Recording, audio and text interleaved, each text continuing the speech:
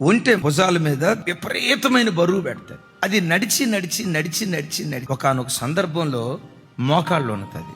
ఒంటె ఒక్కసారి మోకరించిందంటే యజమానుడు ఏం చేస్తాడో తెలుసా?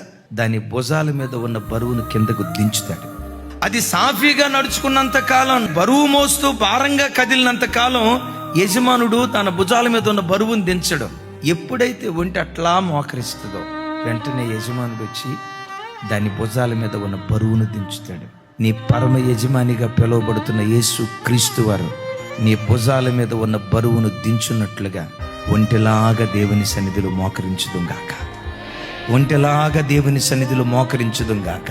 ప్రార్థన విషయంలో నువ్వు నిశ్శబ్దమైతే నీ జీవితంలో దేవుడు కార్యాలు చేసే విషయంలో కూడా నిశ్శబ్దమవుతాడు. నీ ఇంటిలో గణగణ గణగణమని ప్రార్థన ధ్వని మారుమోగుతూ ఉంటే పరలోకమందలి దేవుడు నీ పక్షాన పని చేయటం ప్రారంభించును గాక.